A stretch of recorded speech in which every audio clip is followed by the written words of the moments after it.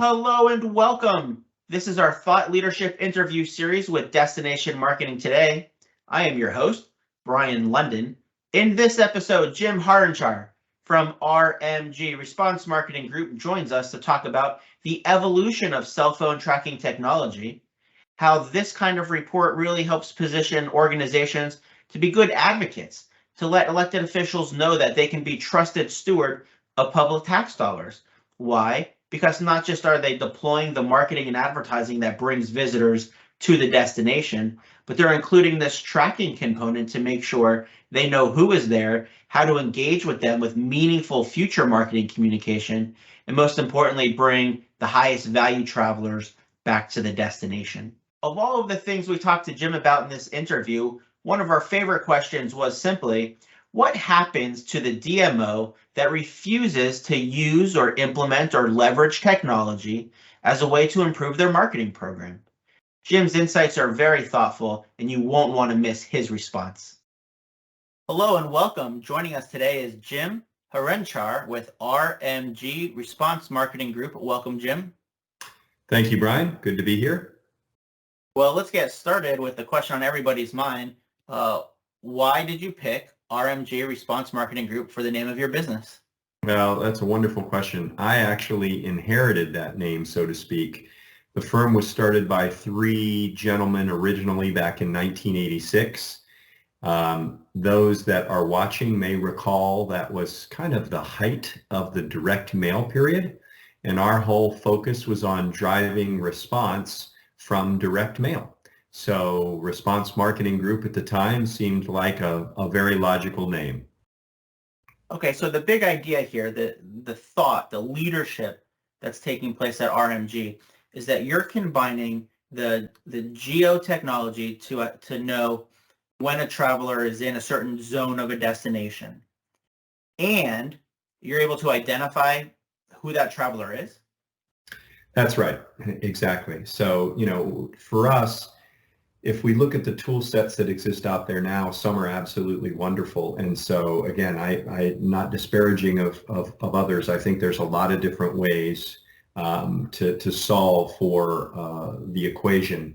What we believe is unique is that we can take it down to that individual level, right? So whether that's by utilizing tracking of a mobile device that enters inside of a frame, whether that's the ability to pixel a website and then de-anonymize, and I know that's a difficult word for some folks to get their heads around, but it's removing the unknown of that website visitor. That's really what we think is a differentiator, right? So the underpinnings is that normative database, then matching that back to a known feet on the street of an individual who's in your market, in your city for an event, for an activity, whatever the case might be, just on a natural vacation for the weekend, the individual that was on your website at 9:30 last night. I look at the fact being the default for everyone has been Google Analytics, and it's a fabulous tool. And as we move to GA4, it should only get even better. But the reality is it's aggregate data, and we don't have that individual level. And one of the things that we've seen over the last several years is, when you look at aggregate data, it presumes that everybody that lives in the 7 houses in your cul-de-sac is roughly the same age, that makes roughly the same amount of money, that has a home at roughly the value at roughly the same price point. And we all know that that's not by any means the case. And so we want to take it down to that individual level and recognize that Brian is very different from Jim, who's very different from Jane, who's very different from Karen. And being able to recognize that in the way we communicate with them is critical. All right, so I'm a DMO executive. I've got a board meeting next week. I've got creative concepts I've got to approve. I've got hiring, that needs to take place. Where does this fit? What problem does this solve? Well, I think it really, we believe, is a game changer in the sense that for years and years, 25 plus, we've operated from a certain perspective, and that is, this is as granular as I can get to understanding who my visitor is or who I'm targeting with my ad campaigns, because those are the tool sets that have been available. But we've now changed that landscape, right? And so as that that CEO of a DMO trying to consider ways that we can get smarter. For us, it's about being able to truly understand, are our ad campaigns working, right? So we, again, back to Google Analytics, we've presumed that they are, because too often I have a preliminary conversation with a prospective client and ask, right, how are your ad campaigns, your targeted campaigns, whether those are social using Facebook or Instagram, or whether they're email or whatever, how are those campaigns working? And the answer is, well, we think they're working really well. We're getting an 18 to 24% click-through rate on our campaign. And so that's great. And then I say, well, who is that? Well, that's the 45 to 55-year-old female in the household with children making over $100,000. And I said, wonderful, right? But who is actually clicking? And they look at you kind of funny, like, well, I just told you who's clicking. And I said, well, but are they? How do you know it's not a 65-year-old retired male making under $50,000? And then there's the chuckle. Well, I don't. How would I get that information? And voila, right? That is really the genesis behind what we're bringing to the market, why we believe it's a game changer, why we now offer the ability to get this level of visitor intelligence that heretofore has not been available. Does the technology know that it's me, that it's Brian London? Does it know how to reach me? Well, no, it doesn't automatically, right? So what occurs is some level of anonymity that still occurs within the framing process. We're completely PII compliant, right? So GDPR, CCPA are critical things. We have other states that are adopting very similar type of legislation and protocol. So we need to be careful of that, right? We've got to follow the lead of what the manufacturers and as well as the government is telling us. So recognizing that, I guess the magic occurs when RMG gets that data from our partner sources and then takes what is a mobile ad ID or what is an IP address with purchase validation, overlays it on our database, and then produces Brian London, right? Because we've identified that device is billed to 123 Main Street, and when we look up 123 Main Street, we find that Brian London resides at that.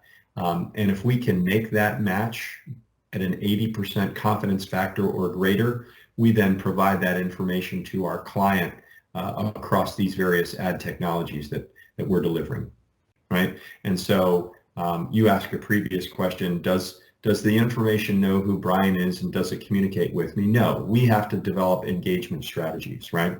And so we have a client that just recently deployed frames, and one of the things in looking through the data that we identified is it happens to be a southeastern destination, and recognized that they had a fairly high percentage of visitors over the course of 2022 that came from some of the northeastern states, so New York, New Jersey, Connecticut, and Rhode Island. So we talked about a whole strategy around focusing on relocation and retirement, right? If we could look at 65 and over as an audience segment, and we could be able to communicate with those folks that, hey, you came to visit in the spring and summer, you really ought to see us in the fall. And by the way, if you're at all looking at locations to relocate in your retirement, our property taxes are lower, our real estate taxes are lower, our average home prices are lower, and make a compelling message to get people to come back again and look at your destination in a different light. All right, so it's clear to me, but if I'm a CEO, I might have some objections. What do you run into kind of on a trade show floor? What do you hear from the industry on reasons why they might not be ready to move forward with this? Well, I think a couple things. Number one, and the simplest is, oftentimes when we just describe the benefit at face value, a lot of folks say, well, that's research. I've already spent all my research budget, or I've got research partners and I'm getting that same information. So I have to dispel the belief on their part that what we're providing is similar to the information that they're getting. I guess in a technical sense, you could define what we provide as research, but I think that we're much, much beyond that, right? It's actual behavior of an individual. The second thing that we get oftentimes is that I've got an ad agency or I've got somebody else who's already doing that. So, I know what my likes and my follows are. Well, again, we're way beyond that, right? We're that on steroids plus. So it's a much deeper and robust set of information. I think also some people say, well, there's a variety of competitors for you, whether that's Zartico or Arrivalist or others. And I have the highest regard for those firms. I think they do fantastic work. What we do has a uniqueness, right? It provides that rare match of not just the individual who's visiting in Seattle or Jacksonville or Atlanta, but it's the name and then 200 different demographics. So we have this extraordinarily robust profile of who is in our market or who is on our website. To the best of our knowledge, that's truly unique. Okay, so the DMO CEO is ready to buy. How much should they have set aside in their budget? Well, I think that we're very affordable relative to some of the other options, right? So our geoframe technology is a month to month. We don't work off of long-term contracts. Some people raise their eyebrows at me and say, well, that's not very smart. You should have a different type of model, but we're believers in that, right? We believe that the value of the investment speaks for itself in terms of the ROI we're generating back with the data and the reporting that we're providing. Our product is $4,500 a month for up to 4 frames. To get an additional frame, it's $250 a month. On the Smart Pixel side, it's a $3,500 a month engagement. Again, no long-term contracts. What you're talking about is something really for any size DMO. Absolutely. Yeah. I think that our price point, again, relative to what I would consider our peers and our competition, right? They all have their distinct value proposition. We believe we have our own. We also believe that our price point makes it a little bit of a no-brainer when you think about the level of insight that we're bringing relative to research, as we're often compared against, or relative to surveys and information of that like. So as more destinations get hip to the technology and the solutions you're providing, kind of what happens to everyone else? What happens to the DMO that just wants to put up the billboard and just wants to buy the full page ad in Southern Living and just go about their business and not really implement any technology? What happens to them in the future? Well, I'll answer that, Brian, with something that's been a concern of mine for 5 or 6 years, and I may be off by a bit in terms of the event that occurred, but I'm sure you remember when the state of Florida suffered through a very tumultuous legislative session and had their $80 million budget cut to $40 million, and it's still under tremendous scrutiny, right? So my concern for every one of these DMOs, regardless of your size, whether or not you're a state agency or not, is to be able to answer the question from whomever your funding sources are, right? In a way, we believe we're a form of advocacy, right? If you're ever challenged by a legislator, or you're ever challenged by a board member, or you're ever challenged by a member of the general public, why are you spending our tax dollars on such and such?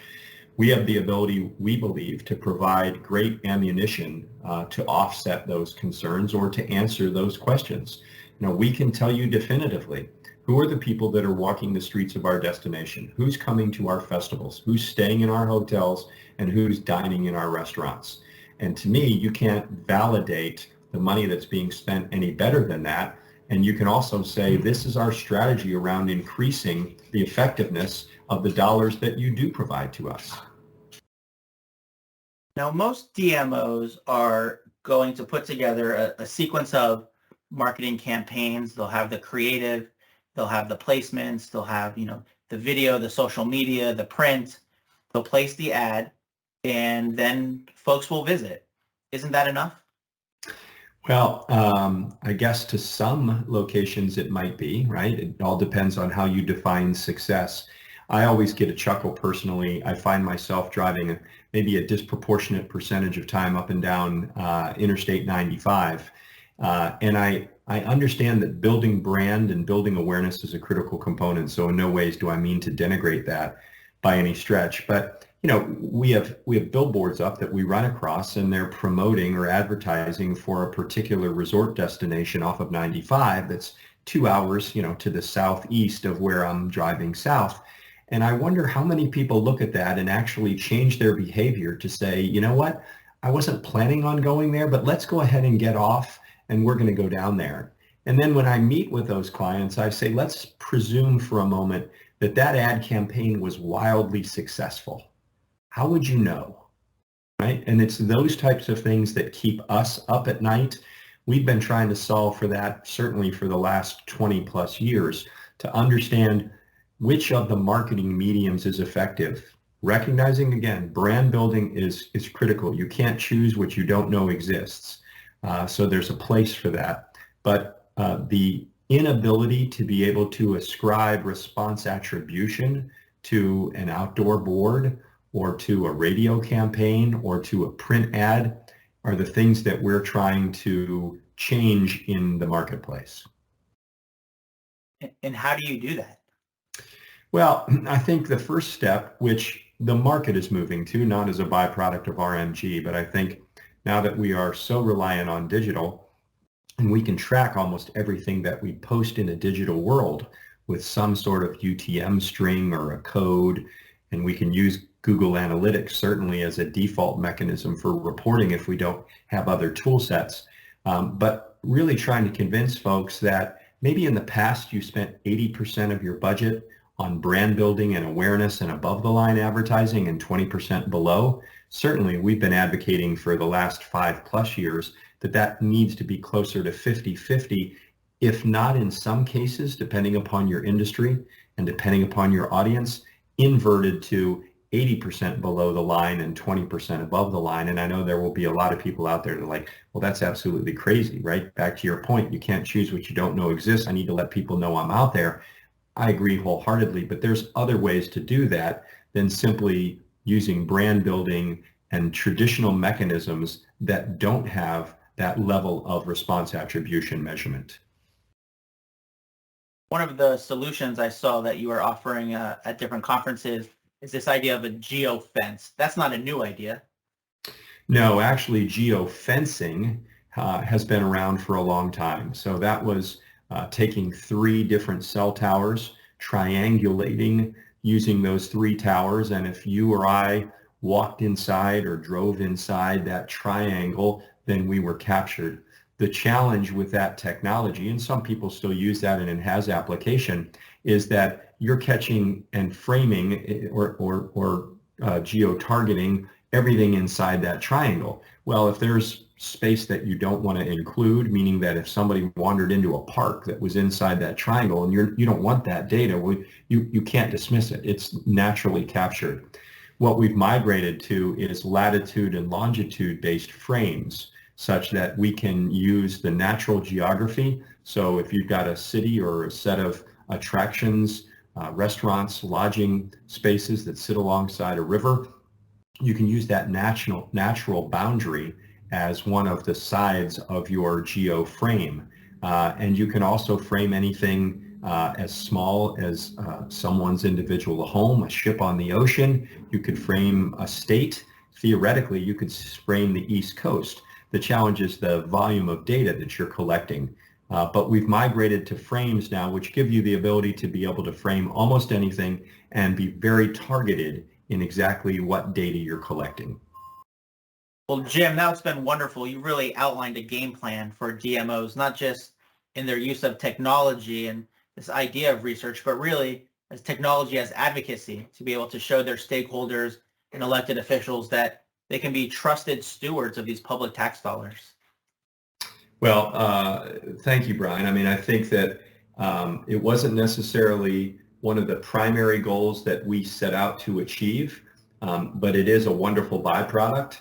And I do believe, to your question, right? So if I'm an executive director, CEO of a DMO, and I'm waffling over whether or not I should invest in this type of technology, I think advocacy goes a long way to being able to validate what that spend is. And then it also allows you a much broader ripple effect, if you will, of impact on other things, right? So one of my favorite stories is when we first started working with the Ritz-Carlton, people always thought that the imagery in any ad that you ever saw was a white couple in their mid-60s. You never saw kids, you never saw African Americans. And one of the things that we identified in doing work with them is that 72% of their guests have a child in the household 17 or younger. We said, why don't we try putting kids on a stand-up paddleboard? Why don't we try showing little kids building a sandcastle at one of your resorts? And the click-through rates just shot through the roof. And our visitation and time spent on site shot through the roof. And the data told us that, right? We found that out by deploying the technology and understanding who were our visitors, both on site and in person. Jim, what can DMOs learn from hotels and resorts in terms of marketing and positioning? Well, I think one of the things I've been trying to solve for a long time, Brian, that's an inherent disadvantage of DMOs is that the hotel knows that Brian spent the night there last night, right? Because you either presented yourself at the front desk or you used your mobile device. And destinations don't know that. Not that we were setting out to identify the Holy Grail, but I think that our technology, coupled with others that are out there, have gone a long way to removing that anonymity. Now, there may be a segment of the population that says, hey, I'm uncomfortable with that, right? I like being anonymous and I don't want anybody to know. But as organizations that are funded by external sources, and we want to get better of delivering relevant information to you. So if you had a good visit, we want you to come back. If we've never been here, we would love to have you come for the first time. Now we've got the power, the knowledge, and the insight to be able to engage with you, and not in a sense that one size fits all. We can be very specific, knowing that if you're over 65 and you're close to retirement, you get a message that looks one way. And that, as I said, that trickle down applies to your agency partners who can get a lot sharper with their copy and a lot sharper with the imagery that they display in your ads. And you can also exercise that across a lot of different ways. The example of Restaurant Week, as we talked about earlier. So that's where we think the value is so broad. Wonderful. Well, I agree with you, Jim, and thank you for joining me today to share some of your thoughts. That's been great, Brian. Thank you much.